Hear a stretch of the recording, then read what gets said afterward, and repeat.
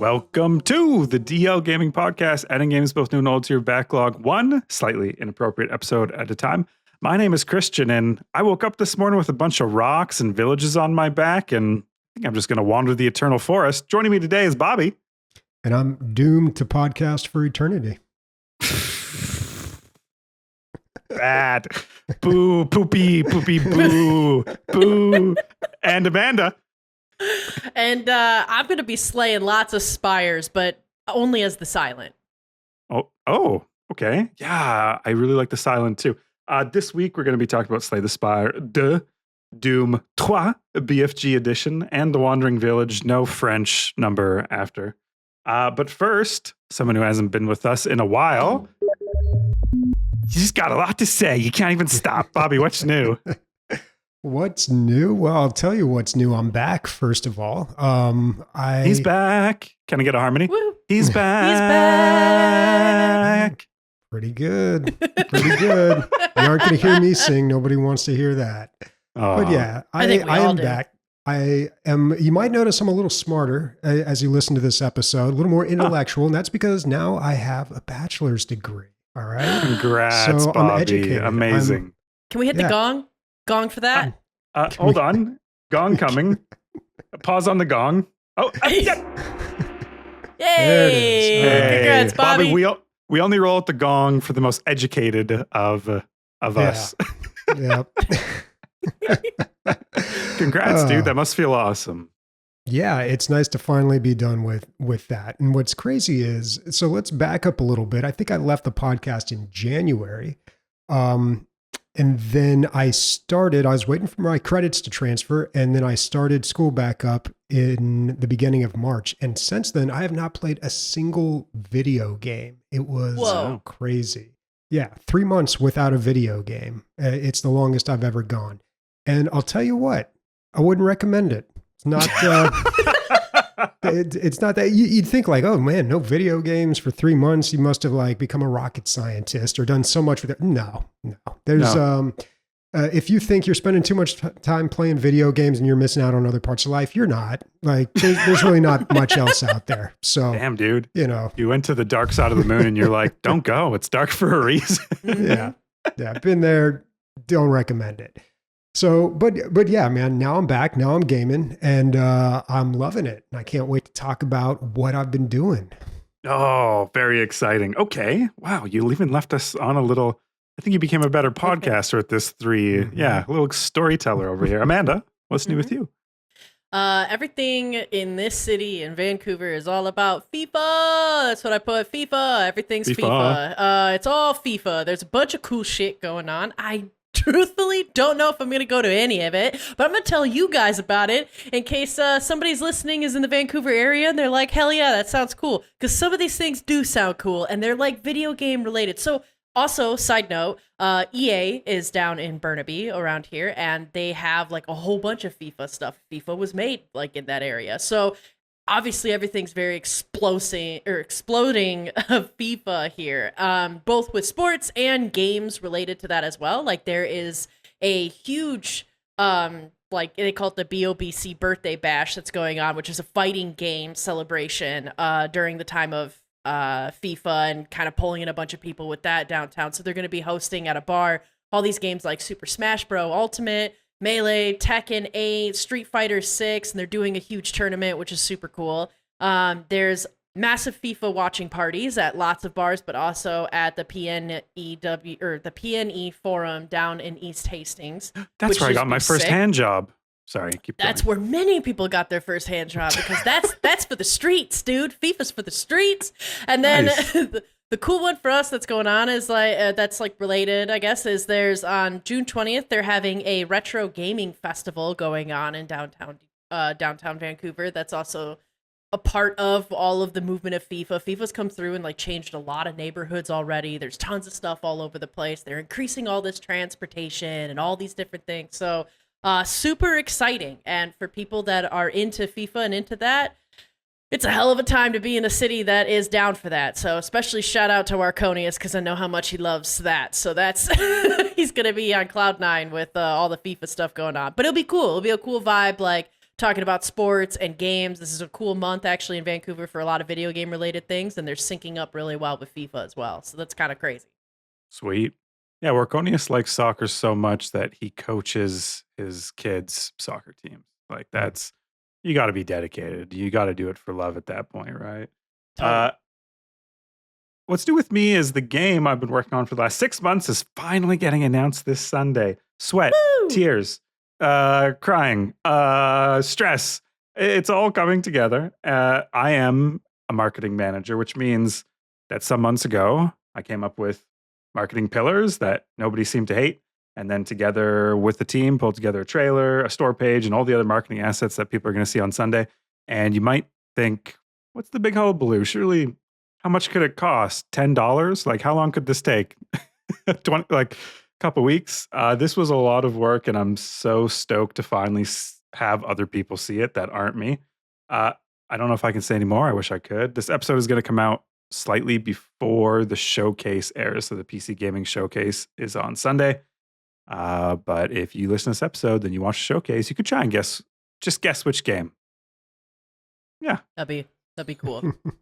But do you have a guess what kind of game it would be, Bobby? Right off the top of your head, just by knowing Christian, what do you think it is? Well, I don't know. I'm immediately drawn to City Builder, but that feels a little too on the nose, a little too easy. So I don't know. I think it's a numbers go up. Numbers go up game. That's my vote. I'd love to hear from everybody listening what their vote is. Numbers go up. City Builder. Hasn't been done before. I think I just invented a good idea. Guys, Amanda, what did you play this week? So I know we've covered it before, but I have finally played Slay the Spire 2. I did not play Slay the Spire 1, and full disclosure, I looked at that and I went, roguelike deck building game? Gross. I'm not playing that. No. And so, everybody's been talking about, Christian talked a lot, a love letter, one could say, to Slay the Spire 2 based on his GDC experiences and connecting with people of going and beating these bosses on Slay the Spire 2.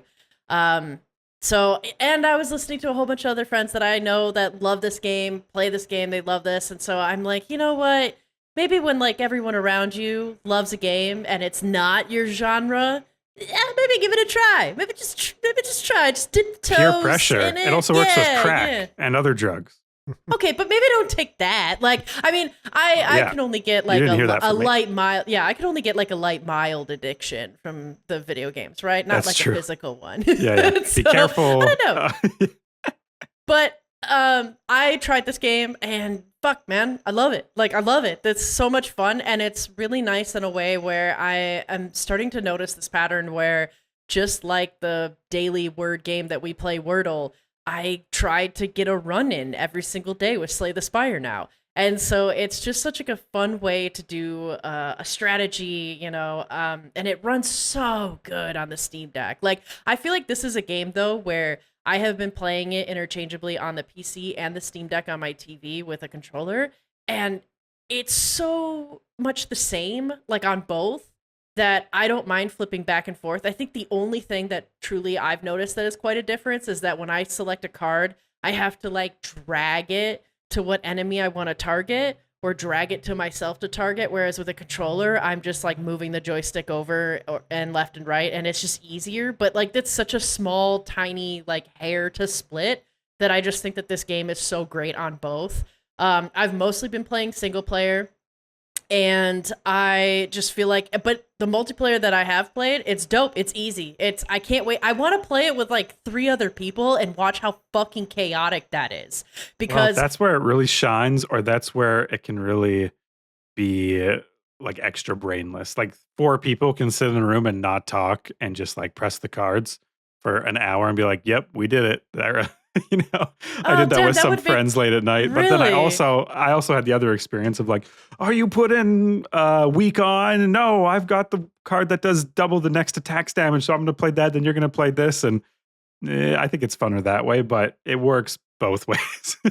For sure. The only other person that I've played with is one of our strong community members, the Lotion. And for us, it was that we weren't talking to each other, but the cards that we kept playing were in sync. And it's one of the reasons why I love playing any kind of strategy game, tactic, turn-based combat game with Lotion. I feel like you guys probably do have this person where you've played with somebody where it's kind of like you don't really need to talk about strategy, but your strategies naturally synergize with each other. So it just works. And like that's how I feel when I play with Lotion usually. And so with Slay the Spire is just like stupid. It's like we're not talking and then all of a sudden everything just gets KO'd because of us just like what we're targeting. And then we're just laughing because we're like, dude, what the fuck was that? Like, it's so cool. I'm really curious to hear who your guys' favorite characters are and anybody that has been playing this, what their favorite characters are and kind of why. Like for me, I just can't get enough of the Silent. I love the Silent. I think she's such a badass. She seems to have this like kind of druid, almost mummy-like vibe to her, which I think is so sick. But also too, the combos of being able to poison shit, then discard things, and then when you discard things because of Sly, you get to use them for free, is just like busted. It's so busted. It's awesome. So it's just like continuous DPS, and I don't have to pay for shit because I'm slinging shivs left and right and just killing everything, and it's so awesome. And I also really love the Necrobinder because I think the Osti is really cool, the big huge summoned hand, which also the nerdiness in me just loves that they named it Osti because osteo like is a derivative of like the origin of the Latin word for bone. Like that's why you have like any kind of osteo cancer, anything like that is going to start that way. So like Osti, I think is definitely a play on that, which is awesome. So like the science nerdy in me is like, that's really cool. Nice. You lit up a light bulb in my brain. I don't know. Maybe Bobby's educated enough to have got that the first round, but me, I did. This is new knowledge. Thank you. Yeah.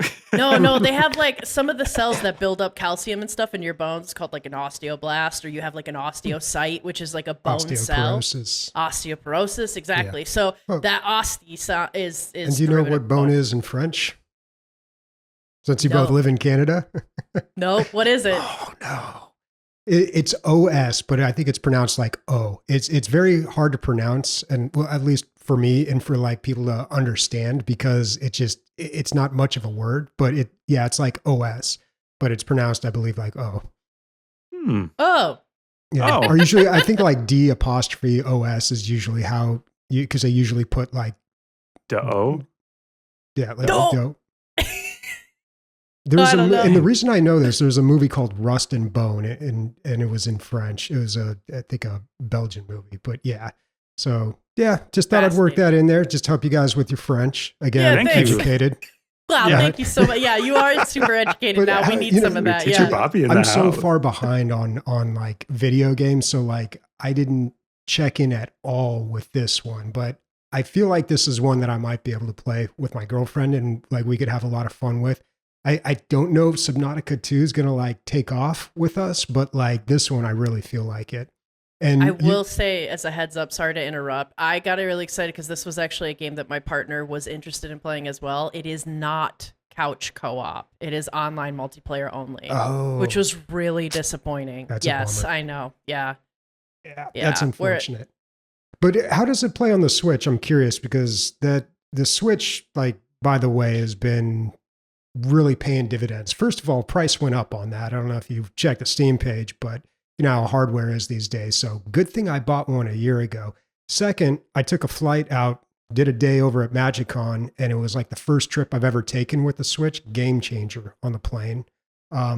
Take it out of your bag though, apparently, because you're not supposed to leave it in. I didn't know that. And so they like pulled my bag aside and they're just like, do you have like a Nintendo DS or something? Or, and I'm like, a DS? No. Oh, and I realized, it's my Switch. And I was like, no, it's a Switch. And they look confused. I'm like, look, I'm not a child. I don't have like a Nintendo DS. I have a Switch. I have an adult Switch. It's a video game system for PCs. Sir, do you have a Tamagotchi in your bag?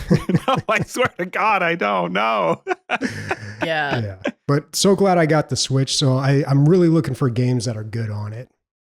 I don't know about on the Steam Deck, it's awesome. Like it I've works been so saying great. Switch. I meant Steam Deck the whole time. You know, when you said that, I was like, I thought you bought a Steam Deck recently. Wait, you've That's been the one meaning that Steam went Deck this whole time? Yeah. Bobby, you're out of the But game, you're dude. so educated. You're so educated. You're like, I'm not a I kid. can't even tell the I'm not a difference kid. I have a between us. Switch. We're like, what?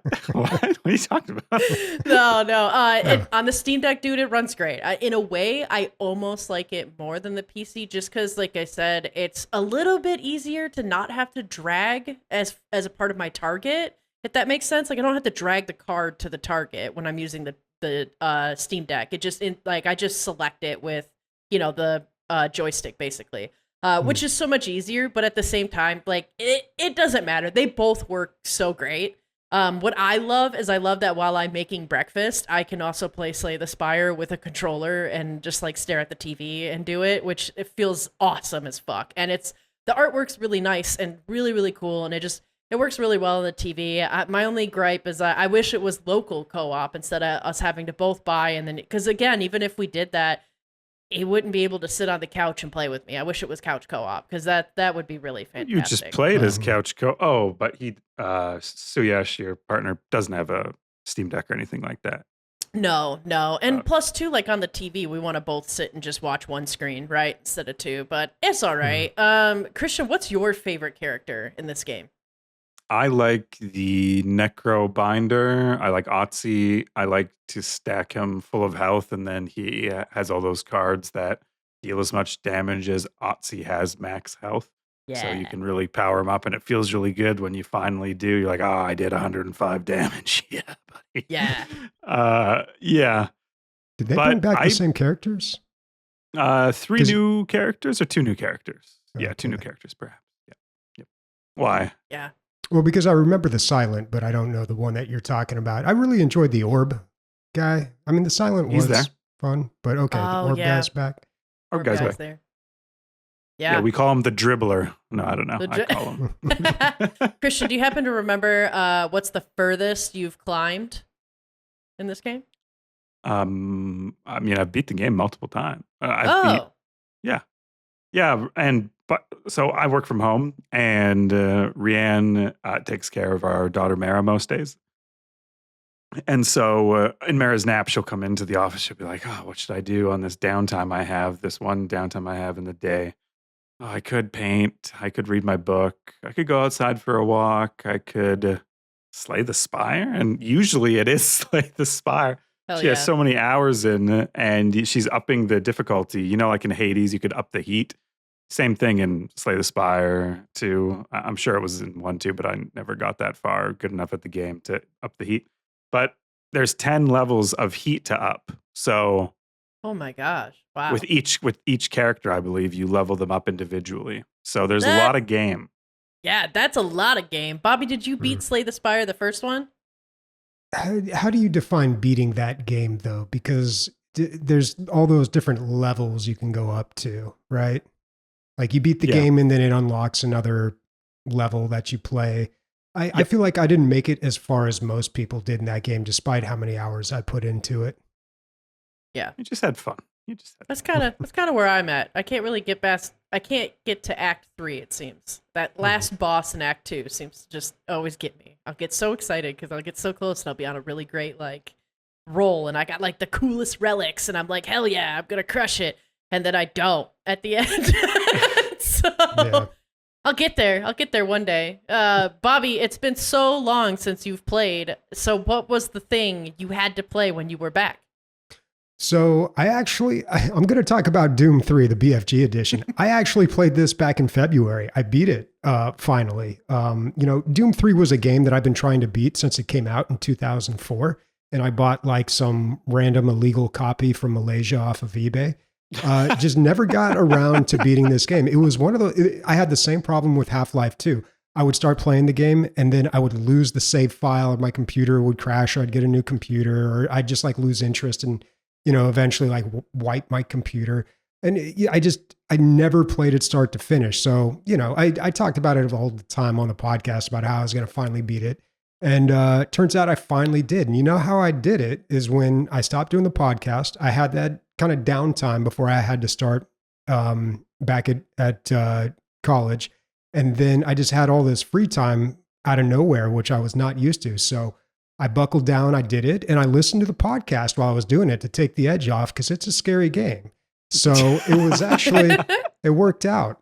But I gotta say, now that I finally beat it, I don't know how I feel about it because I played Doom 3, the BFG edition. And this is one of the many times where I lost my saves. It's because I was playing Doom 3, the original version. And then I installed the BFG edition and the saves wouldn't transfer over. The BFG edition is way different. I didn't realize it. So first of all, Doom 3 is way different. Like this is the slow, scary FPS. You got to manage your ammo. Like monsters are jumping out. Like it's not like the run and gun that all the other Doom games are like. So this, first of all, is just very different. It's like the original Five Nights at Freddy's, in my opinion. There's so many jump scares in this game. People don't realize it, but like there are demons that just jump out of little cracks. You constantly have to look behind you. The game messes with you in a really weird way. And it's very similar to Five Nights at Freddy's, where it just kind of like, it tries to like spook-a-blast you, you know? And it's not like, yeah. That's added to the DLG dictionary. Spook-a-blast. Spook-a-blast. I was reading a movie review and somebody used that to describe a movie. And I'm like, I'm going to work that in somewhere. That's yeah. Keeping that one. But yeah, it's like the jump scares. You always got to look behind you. And it's also, I think, one of the first Doom games to really have much of a story. So back in the original Doom games, like Tom Hall, the creative lead on those, he came up with a story for Doom Guy, and they just never used it because they were like, no, we just want it to be all about the action. And, spoiler alert, I'll talk about this another time, but I started on Doom Eternal. That game is like super heavy on story, which is kind of weird for a Doom game. But yeah, so Doom 3, I feel like, was the first one to do that. But like, on top of all that, oh, go ahead. Sorry, the thing with Doom that happened with me and my friends, and maybe it happened with everyone, is because there was no story, we just invented one. Like we started making up like, oh, why do you think he's here? Like, oh, and this like weird temple thing, or what do you think these guys are from? These eyeball dudes. And that was kind of special. I'm a little disappointed, I guess, to hear that even though I have no allegiance to anything in the Doom franchise, they have a story, and now I'm kind of like, one of my eyebrows is raised. I'm like, Yeah, I never really felt like the story fit well with Doom because it was all just about like slaughtering demons as fast as you can, and I don't know. DPS, demons per second. That's the original. Yep. That's right. That's it. But the BFG edition, so I gotta say, it's way easier than the original Doom game. First of all, it looks way better. The graphics are like 10 times better. But they changed a few things. First of all, they added a bunch of like ammo and health all over the map, and they made it lighter. So a big thing about Doom 3 was how dark it was and the whole lighting. So this was the id Tech 4 engine. And when that thing came out, everybody was talking about it. They were just like, we didn't know video games could look like this. It was a big deal. And they really used the shadows and the lighting to like create those scares and to make the game creepy. And it was a big part of it. So when you lighten it up, it completely changes the tone of the game. It's like you're playing a different game almost. Oh, this isn't that scary. They just turned the lights on. Yeah, are you a big horror guy, Bobby? I didn't think you played a lot of horror games. I'm getting back into the horror games apparently. Well, okay. I don't know. Doom 3 is like the only Doom horror game. All the other ones, I don't even know if I'd classify them as horror, but yeah. But here's the biggest change with the BFG edition. And this is the one that like shook the world is in the original Doom, you could pull out your flashlight or you could pull out your gun, either or. Like you could either see what you were doing or you could shoot. So you had to make a decision while you're playing the game. And that was a mechanic in the game. That was like kind of like the center of the game, really, I felt like.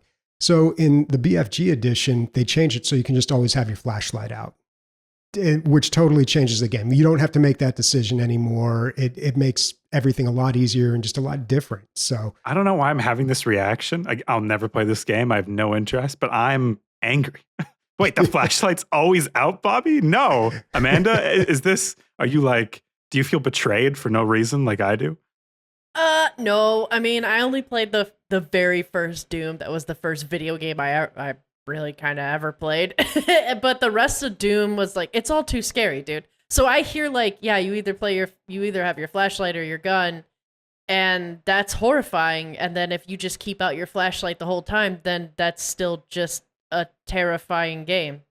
Like, that's it's still too scary. It's too scary for me. And on top of all that, so the thing I figured out with playing scary games is like if you're streaming them or if you're like in some sort of social environment, like on Discord or something, they're not scary at all. So that's why while I was playing it, even though it was still a little scary, I listened to the podcast and it totally took the edge off. It was just like, oh, this isn't too bad at all, But I gotta say, like, now that I've finally beaten it, I should feel like I have this closure, and I don't know how I feel about it because I beat the BFG edition. And I'm reminded of this quote that came out 5 years ago. You may remember it from Christian's already laughing.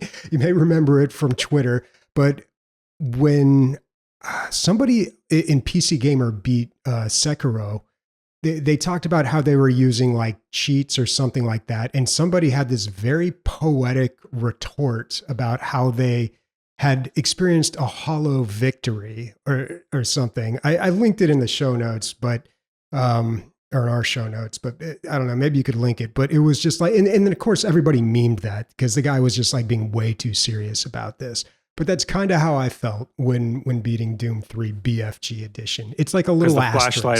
A flashlight out and the lights on. Is that the flashlight and the gun out at the same time? I mean, really, what did I risk? I risked nothing. I gained nothing. As the so the quote is, you cheated not only the game but yourself. I find that is very look poetic. me in the eye when you read this. Yeah. No, I think that's so interesting, and like you kind of bring up something about like the streaming or listening to a podcast like while playing a scary game. Just even earlier today, my brother was talking to me about the Backrooms, the movie that's out, and asked me, he was like, did you ever play the Backrooms? Because he knows that I'm a big chicken shit with horror games. So he's like, you never played it. And I was like, actually, I did play the Backrooms with Emilio for our Halloween special. We streamed it to see how far we could get. And I don't know if I agree with you that like you can handle a horror game while streaming. I was fucking terrified the whole time. But you know what though? I was able to do it. Like I was able to get to level 5. So maybe you are onto something that because I was streaming it, but it was very much still scary. I guess it takes away the isolation. That's true. Emilio was also not helpful. He would like die immediately and he'd be like, Amanda, behind you. Haha, just kidding. Oh, Amanda, behind you. Yeah. He was definitely more scared than I was. So maybe like streaming helped a little bit, but damn, dude, the scary games are still scary. I jump from a door being there. It doesn't take much. Personally, so Bobby now has his bachelor's. He's now beat Doom 3 BFG edition with the flashlight out. I personally, I don't feel like that is a small. They both took me over 20 years to do. Yeah, that's impressive. Yeah, exactly. And you did I think these are both big achievements, and I'm being serious about what's next, Bobby. Like, what's next on the checklist if we're going down? Doom Eternal, man. I'm on the last boss on Doom Eternal. I'm at the Icon of Sin, so about to check off that box, and then maybe. I don't know, man. It's like there's so many games to play right now. It's like I want to keep rolling right into Dark Ages, but at the same time, Rogue Core's out, Slay the Spire 2, Subnautica 2. It's just like, there's not enough time in the day, really. Yes. Don't let these harlots distract you from your Doom Odyssey, Bobby. Keep going. Keep going the whole way. Okay. I'm going to talk about a game called The Wandering Village. This is an apocalyptic survival city builder on the back of a giant but cute creature named Onbu. It has beautiful sort of hand-drawn looking 2D art and animations when you're actually on the creature. It exited early access last year in July, and I had played around 10 hours of the demo way back in, I want to say 2018 or 2019. No, sorry, that's lie. 2022. Yes, that is the actual real year. And then I never went back to it because I played 10 hours of it. And I thought, this is awesome. I'm just going to play it when it releases. And then I never bought it and I never played it until now. So the developers eventually got their comeuppance, but I would like to put a new rule beside you guys, something I think maybe we all know in our core, and that's don't go too hard on a demo or an EA game because you likely won't revisit it when it's in 1.0. I think for the most part, unless it's really exceptional, you likely aren't going to come back to it. And then are you really experiencing the game as it was intended? Good point. Do you guys adopt this rule? Agree, disagree? I don't know, man. It depends on the game because I feel like some games never come out at EA, and also some games like I'm not going to wait till it hits 1.0. Like I gotta, Rogue Core. I'm jumping in that in EA. What was the big RPG that everybody went all nuts for? Not Divinity Original Sin, but that other one, Baldur's Gate 3. Yeah. Oh, Baldur's Gate. Yeah. A lot of people not going to wait for that to come out at EA, Yeah. So, but I do see your point. It is tough when you play a game that's not finished and you play it so much that you really don't feel like you need to go back to it. Yeah. And did you play on the this scale? in Next? I did play this in Next Fest. Yeah. Okay. And Because I think I did too. I remember this one. Yeah. yeah, we were talking remember about it it too. together. I was Oh, you excited. played it as well during Next Yeah. Fest? Yeah, Did I any liked of us this one buy a it? lot. Sorry, did any of us No. buy it from Next? Fuck. Nope. They And it was did pretty it bad. good. Okay, I'm blaming myself. I am to blame, by the way. On the scale of evil, by the way, at least if you played the EA game and you never came back, you actually purchased the game. If you just played the demo for 10 hours and never bought it, that feels bad. It feels Yeah. like- Like I would say I'm gonna adopt half your rule. Like I agree about the never going too hard on a demo. A demo for sure. But early access, absolutely not, dude. I consumed 800 hours of Ark Survival Evolved in EA. And then went back after it was released and still played it. Slay the Spire 2, I wouldn't be playing that now if I was doing that rule. And Slay Oh, the Spire good 2, point. I forget that it's early access because it's so fleshed out. That's true. It feels like a real game, but it isn't yeah, EA. early so- access can mean different things. Yeah, you're right. Yeah, totally. But demo, Okay. I'm with you on demo. Yeah. Amending well, a lot the of rule. times a lot of the demos that I played, at least during Next Fest, are designed to really only give you about an hour worth of gameplay. Yeah. But And that's what Yeah. I'm saying. I'm blaming myself, and I think I should blame myself, but I just pulled the room. None of us bought it, right? And so I No, think you're on right. their end, they probably misjudged demo length, and they gave away a little bit too much of their experience. Plus, if they were saying it was coming out in EA, I think a lot of people probably did what I did and would go, well, demo was fucking good. I guess I'll play this when it hits 1.0 because, yeah. Anyways, this was, by the way, the first of a genre I'm trying to dub here. The voyaging city builder. I don't know. Maybe it'll stick, maybe it won't. But so this is like your airborne kingdom, your steel artery aboard a train, airborne kingdoms aboard an airship, and Zion or Ixion aboard a spaceship. These are like a moving city builder. And you're like, well, what's the big idea? Like you move through the seasons in a city builder that's stationary, let's say, and that affects point. gameplay. What is the thing about the moving city in these voyaging city games that changes it? And I think it's because it creates 3 levels of complexity. The needs of your citizens building an infrastructure, which is the normal stuff that happens in every city builder. Then the needs of your actual city. So in the Wandering Village cases, it's the Onbu's fuel, the Onbu's sleep, the Onbu's mood. There's this next level strategy that you always have to be considering. If I mine all the rocks on Onbu's back, he gets pissed. If I don't get rid of the toxic spores on his back, he becomes sick, and then I have to deal with that. Which I think is really cool that the city itself has things to manage on the level above. And then the last thing is the choices on your journey. So you go down in the Wandering Village, it's really fleshed out now. This sort of Slay the Spire route where you go left and right or straight at a Larry, a Ralph, or a Steve. Come on, you. No, it's just me.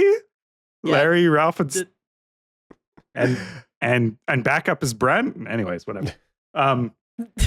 But you explore, the city itself is exploring, and you go to these sites and there's story elements or upgrades, and you're sort of like this randomness to your run.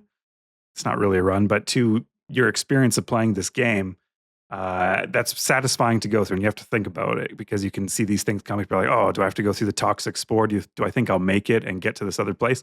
So these voyaging games combine these 3 levels, and I think that's where they really shine. And I feel like it's a super cool iteration on city building. The Wandering Village was in early access for 3 years. Like they've kind of mastered the voyaging city builder. I think they've taken in so much feedback. I remember their demo sheet feedback was so long. Their Discord is popping off with people. People love this game and they love giving feedback to it. Onbu's cute as fuck. Like, I think at some level, people are like, yeah, I want to build the city on the back of the giant, cute turtle thing. And Strafawn used the success of this game to launch their own publishing label, which I also thought was cool. So 3 years in EA, they launched it. And then they were like, well, we've had a lot of success with this. Let's take what we know about developing a game and building a community and getting people interested, and let's become a publisher and help other devs do that same thing. Their next game that they themselves are making is this fantasy dungeon dating sim where you try to escape imprisonment. What? Yeah. It has the tag furry, which I know Bobby's super into, so I think I'm putting that on. Look at him. He's excited. He's like, I'm educated. Yeah, that sounds great. Are you a prisoner in the dungeon trying to date your way out? Okay. So you date other inmates, like you meet them in the mess line, and it's like a fantasy dungeon. So I think you play as an orc, and there's like, succubuses and vampires and all the monsters that the kingdom is throwing in the dungeon, and you stage an escape with love, Bobby. Wow. Again, furry. I know, Bobby. Bobby, I know you're into it. It's okay. That's like a reality show that I might watch. Yeah. You had him at orc, I think. Yeah. I mean, throwing a dwarf, he's there. Love is blind. There's a Love is blind something if I was more educated, I could think about it. Okay, what's the most you've ever disrespected a developer? By disrespected, I mean like you felt a little naughty. Like maybe you've played 800 hours of Ark and you're like, maybe I should have bought more than the $20.99 pack. I don't know if that's what actually happened, but you're like, the level of enjoyment I've gotten out of this product does not equal the amount of money I put into it, and not even close.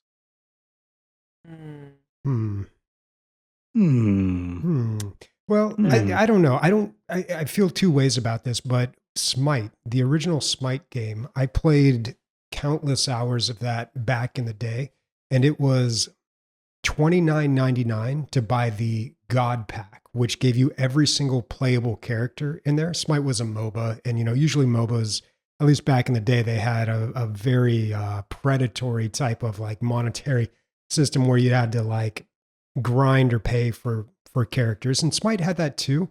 But they said for $30 you can just get every single character that's out right now and in the future, and which is a crazy deal for a MOBA. Imagine League doing that, unheard of. And I refused to give them my $30. I would not pay a dime for this game, but I spent countless hours playing it and would unlock all the characters. So I feel like the joke was really on me. Like I feel like I should have just paid the $30 and called it a day at that point. But nice. And didn't you talk about how they had in-game ads in Smite too? Like, oh yeah, it got real weird. Yeah, you could watch, and that was in Smite 2 as well. And that's when I talked about it. Like they'd show me this lawnmower ad over and over again, and like I don't even have a lawn. I don't have a lawn. Like, this is bad targeting. But yeah, and then they would like you could sign up for like, this is like back in 2014, but for the original Smite, you could like sign up for all these like super like shady like surveys and like email me a bunch of like crap kind of stuff, and like they'd give you like a gem or two. It was just weird stuff like that. They also had really weird promotions where they said, who made that? Hi-Rez. So Hi-Rez would say like, hey, you want this skin for this character? Play 30 hours of our other game that nobody likes, like a terrible game that totally failed. And I did. I played 30 hours of that horrible game. I can't remember what it was called, but I got that skin. Nice. They really did win.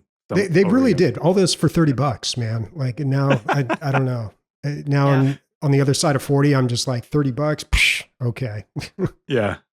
I feel similarly with the past of, I guess probably Guild Wars 2. And like a similar thing, like I put so many hours into Guild Wars 2, got really into the PvP. We had talked before of being really competitive, and I failed to mention that like that was another game that I actually got pretty damn competitive with, which was the PvP.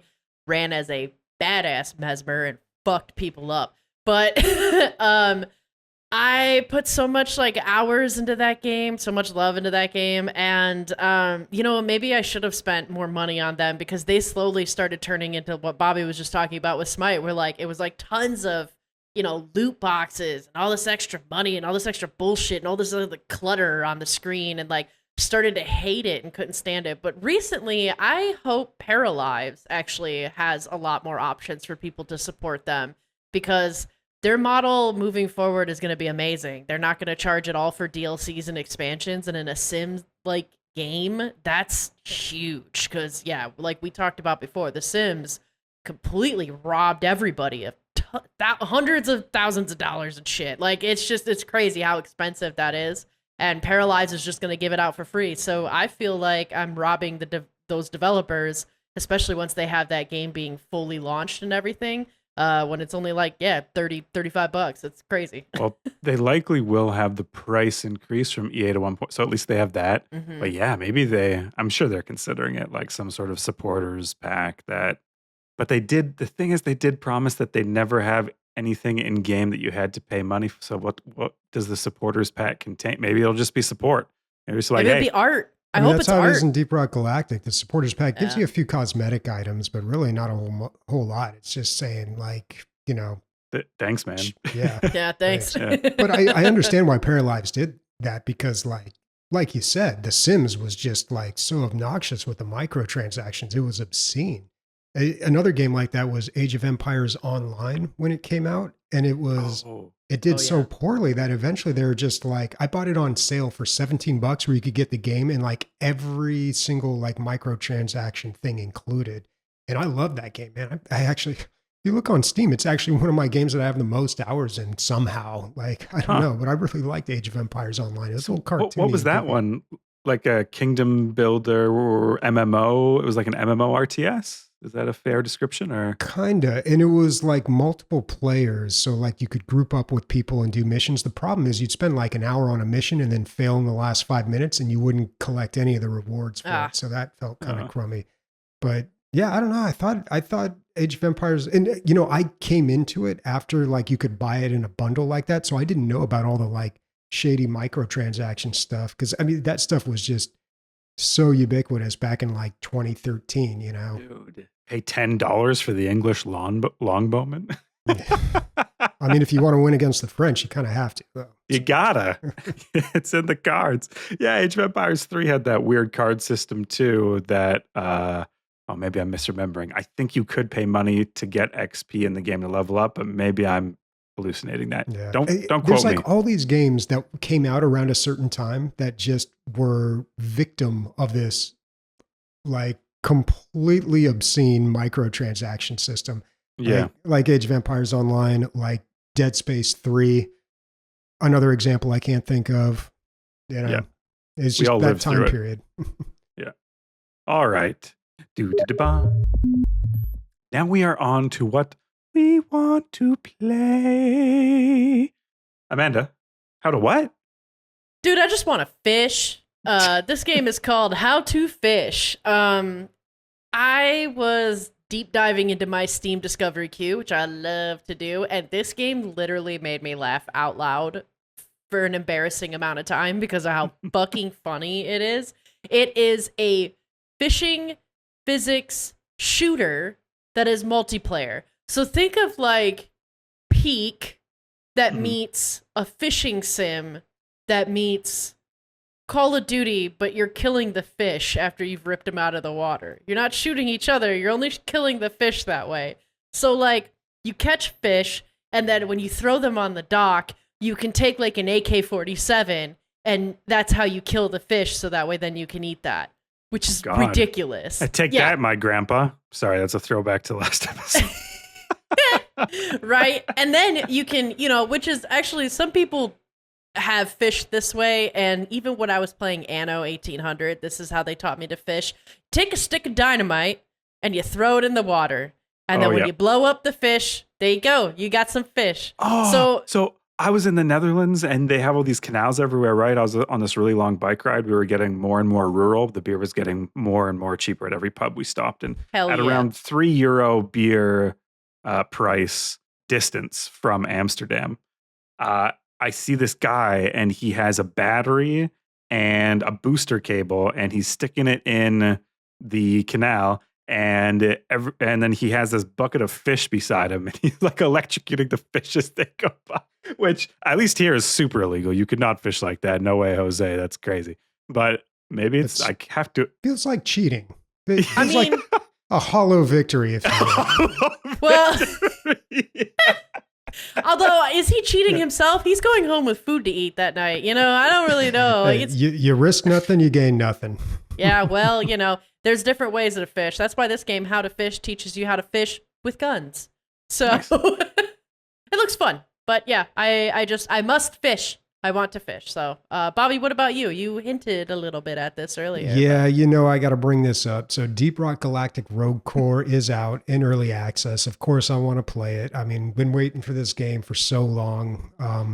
900 plus hours in the original Deep Rock. So, of course, I want to play it in like a roguelike situation. However, terribly frightening and much to everyone's surprise, the reviews for this were mixed when it came out. So I read through all of them. I started playing the game. I understand where people are. Every single one of them. Every single review. T to B, even dude. Top even to the bottom. traditional Chinese ones. I'm going. Google Translate. Learn Chinese just so I could read those reviews.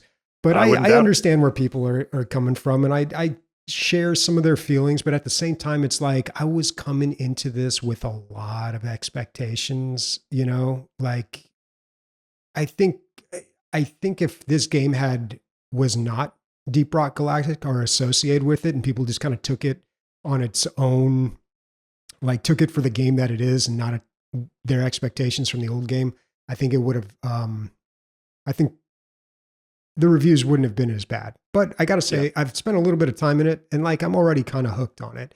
But I had kind of a breakthrough with this game where I realized you got to do the longer missions. The longer missions really let you get that crazy roguelike build. And I wasn't getting that for like hours when I started playing. I was like, I don't know, it doesn't feel like a roguelite. And then I did one of the 5-stage missions, and then I just got this wacky build that totally worked and was so much fun. And I was like, okay, that's the game. Like that's what it is. So I think they got some tuning to do, but like I'm really looking forward to spending more time in this game and like figuring out what it's about. If anyone out there is playing it, let me know, man. I think this is going to be my new jam for a little while. And the longer missions those are the 40-minute ones? Like that's about the length of or are they longer? It seems like minimum these missions are 40 minutes. And that's kind of one of the things I don't like about it so much, because 40 minutes is for me, is kind of a long play session these days. Like to not be able to like even get up and like grab a drink of water or something, like it's all go, go, go. But like 40 minutes start to finish, so you get like credit for all the work you've been doing. That seems like a long time. But I don't know. That might be on par with like some of these other games, Helldivers 2 and stuff. I feel like might have been around there. Deep Rock Galactic, it could be like 25, 30 minutes. I felt like it was a little bit shorter, but I don't know. I'd like a few more like shorter options in this.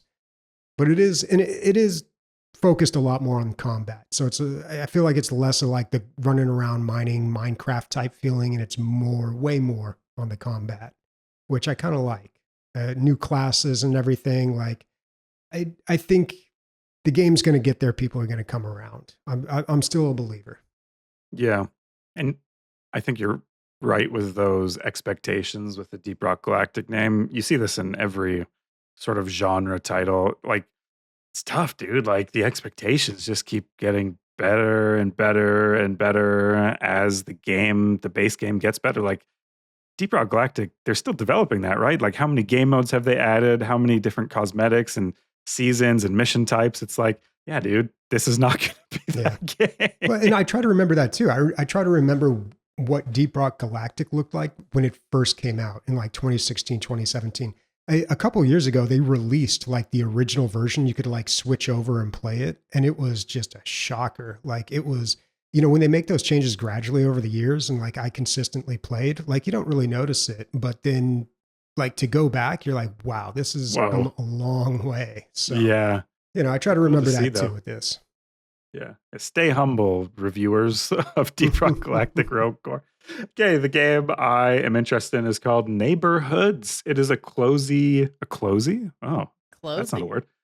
A cozy claymation. Clozy is that word together. Claymation and cozy going forward. Maybe that one doesn't make the DLG dictionary. Anyways, It's a cozy claymation city sim where you edit an existing city to make it not suck. They're calling it a city fixer, and I thought that's kind of a neat spin on it. This is literally what I try and do in my free time locally in the real life ass world. So why not play the game? You're adding traffic calming, park improvements, mixed usage of buildings, pathway, signage, flowers and greenery, crosswalk visibility, anything that makes the city better, basically, they seem to have in this game. My animal brain, I just want to click and get good city planning. I'm tired of going to community meetings. I'm tired of being like, maybe we should have more housing in this area. Oh my God, there's this affordable housing complex going up. Not even a complex, it's 2 stories high.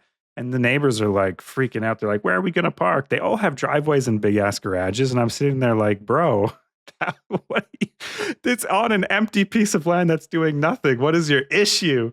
Bunch of NIMBYs. Yeah. And so it would be good if I could just bypass all that and just do some clicks and get that in the game. That would maybe ease my tension.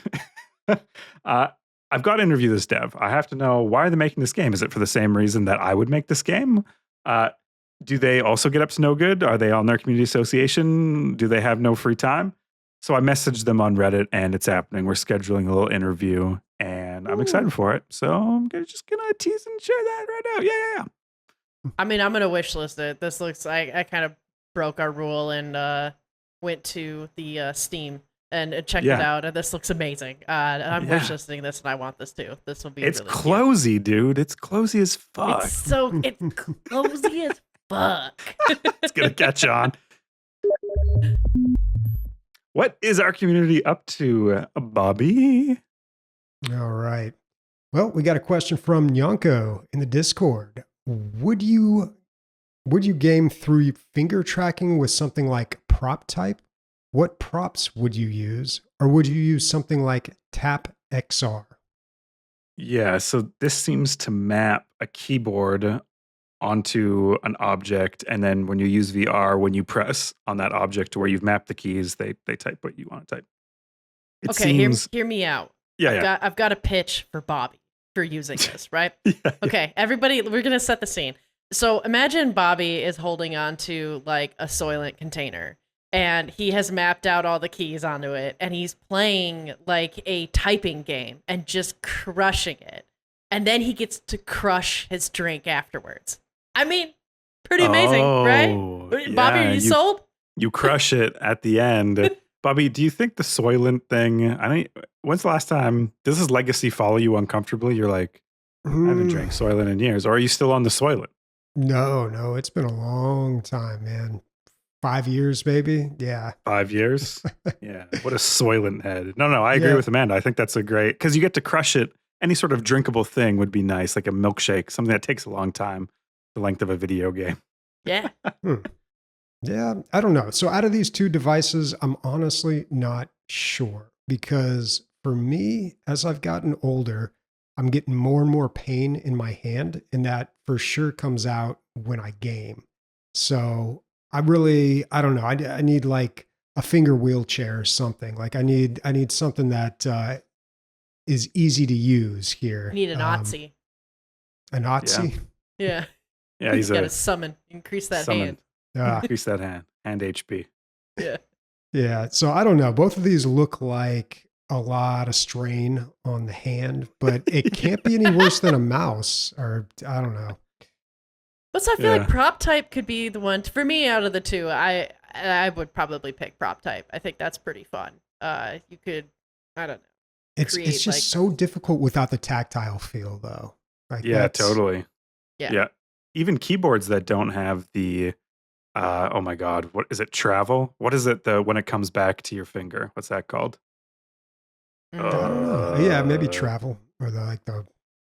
But when I was trying out keyboards, they were giving me a lot that didn't have that, or it was like really slow that it can't. And I was like, oh, this feels bad. I don't like this. Like I didn't know I would even care so much, but it just felt very strange. Like I never would want to type on something like that. I hope our community listener Zap is listening and will let us know what that is. In the Discord soon. The tap XR reminds me of like sign language almost. Like you're doing a bunch of different movements with your hand to make letters and numbers, and they have like an alphabet on the left of their showcase of what all these different movements do.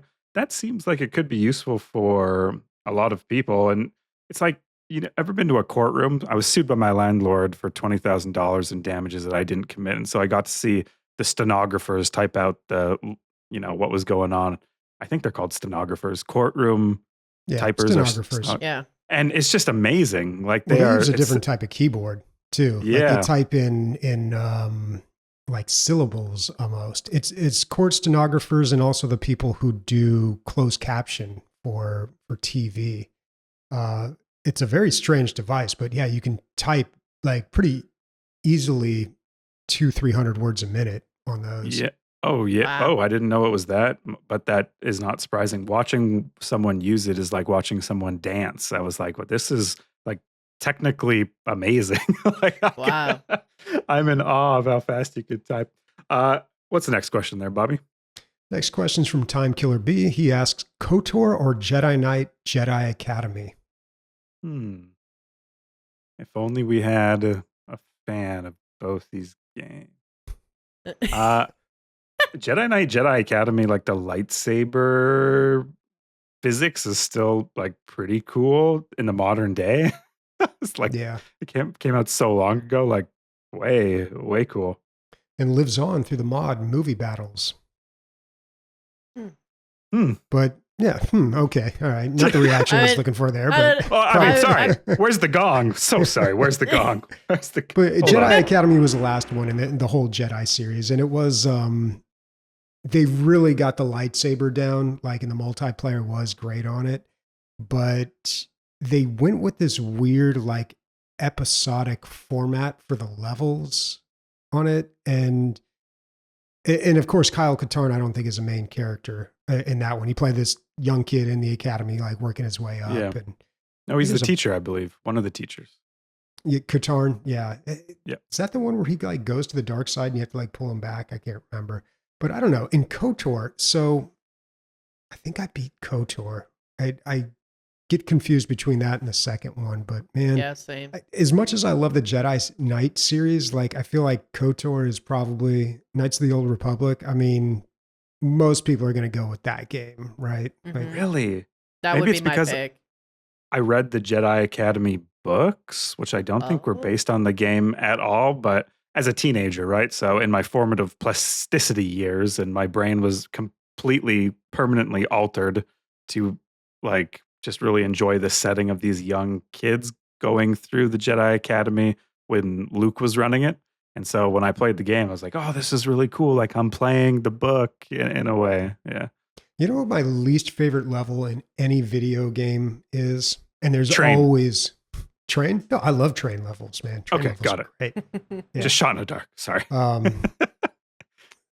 No, it's Temple Ruins, man. And every game's got one. You play a Tomb Raider game, there's like too many of them. But Temple Ruins are always my least favorite level type Why? or setting. I don't know. Something about them, I'm just like, oh God, this level. You He's know? like, too much story has happened here. Too much history. There's too much lore, Yeah. entirely too much much lore. lore. It's I can feel it in the walls. Get me out. But like in Jedi Academy, you spend a lot of time at the Academy, which is like Temple Ruins, basically.